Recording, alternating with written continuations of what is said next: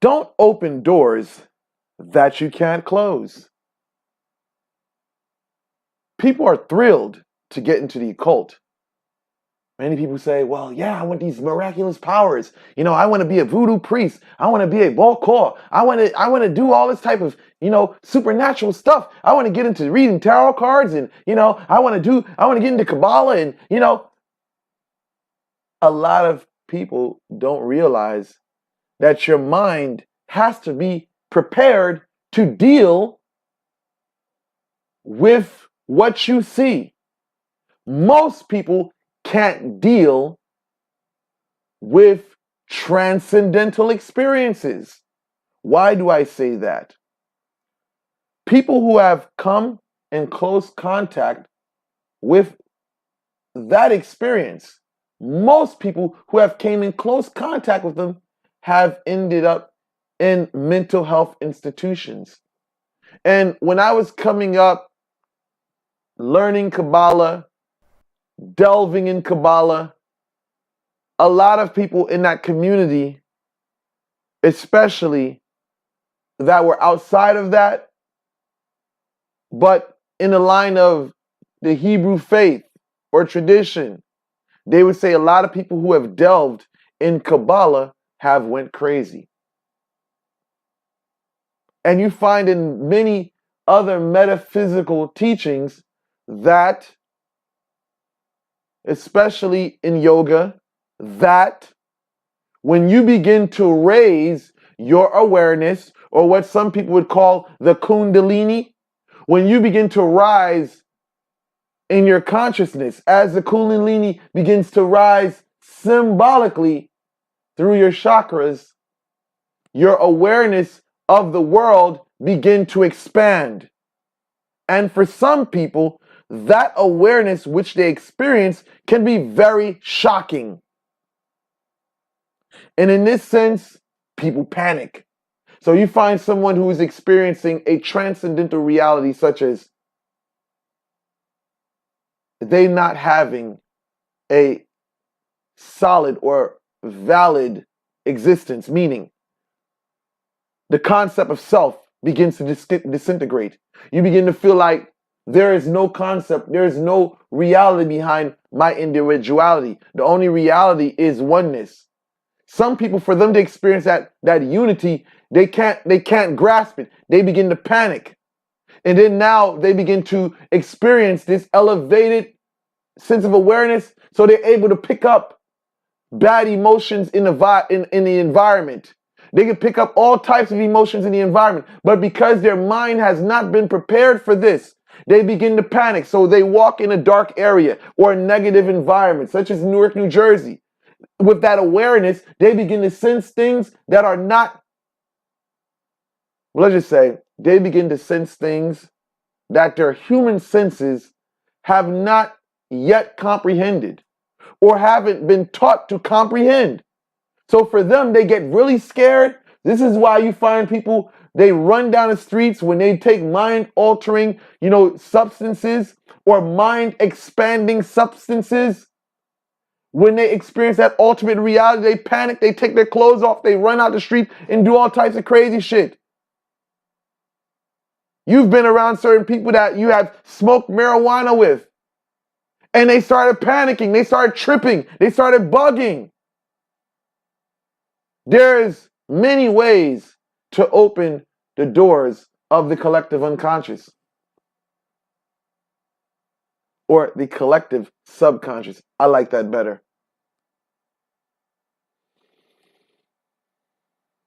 Let me give you guys a little story here. There was this individual that I know in California. I would warn this person, listen, you got to stop. I would warn this individual about the methods that they were using spiritually.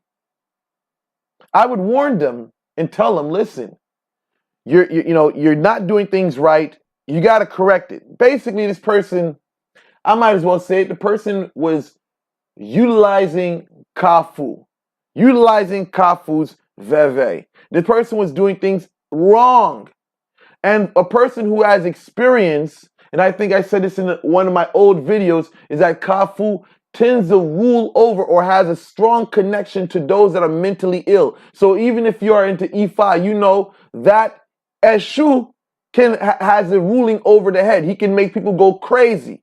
So when you're dealing with Eshu, you're dealing with like Net Kafu, you're dealing with the same type of stream of energy, and it affects the mind. You know, so these spirits can these spirits can affect your thinking. So anyhow, let me get to the story.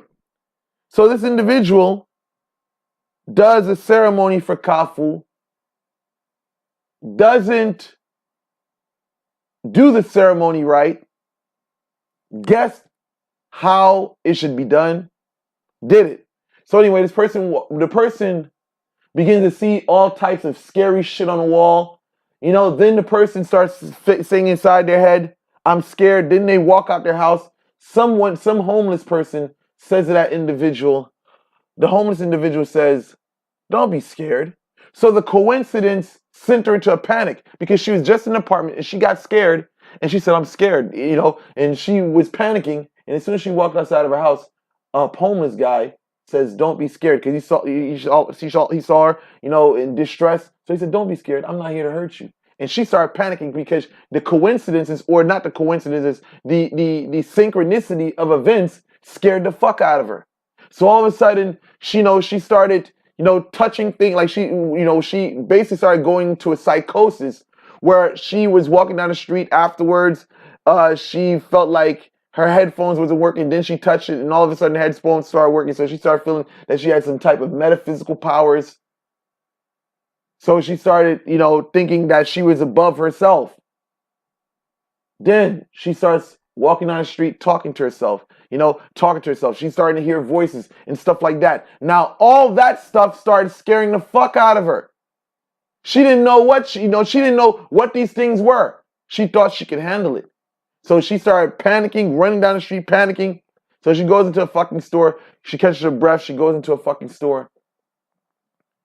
And then she's so thirsty and dehydrated from walking in a long distance and burning herself out.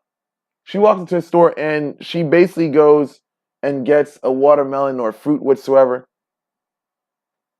The same fruit she picked up was the same fruit she left on the altar. She started eating inside the store. So the store owner came out, was like, what the fuck are you doing? And basically she got into a fight with the store owner. And then the store owner ended up calling the cops on this individual, and that person ended up being locked up. And from there on, because of the state of the individual, they threw her in the mental, what they call it, the mental, mentally challenged or people with mental disability section of, the county jail. So I say this to individuals that you got to be prepped for this. Now let me give you my story now. My story.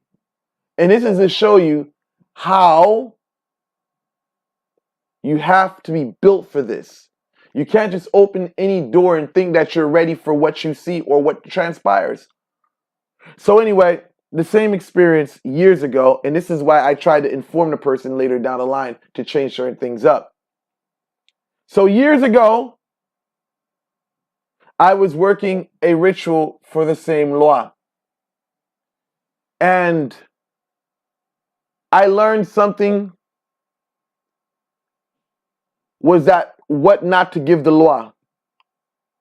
So one day I do a ritual for Kafu, and I guess what I offered to Kafu he didn't like, because I walked out of my house and the first thing I heard was this kid screaming, oh, they found a body inside a car, a dead body inside a car. So I'm like, all right, whatever, I brush it off, you know what I'm saying? So anyway, later on the night, I go outside, I'm driving my car, and all of a sudden I look to my side, and I see in the next car a guy driving a car. I look at his hands, but then again I look at his face. He had an animal face, like his face was distorted. So I turn back around. I'm like, okay, that's kind of weird. So I turn back around and I make my order and I drive off whatsoever. So as I'm starting to drive down the street, I'm looking at dead people in the street walking whatsoever. So it doesn't bother me. I'm like, okay, I got to go home and fix whatever I did because, I'm not supposed to be seeing this fucking shit right now. So now, why did I bring this up? I brought this up to show you that you can't just jump into fucking things like that. You can't just think that, oh, I'm going to open this door up and everything's going to be all right. Because if you're not prepared for it, you can really fuck yourself up. Some people can make it out of those situations, and some people can't.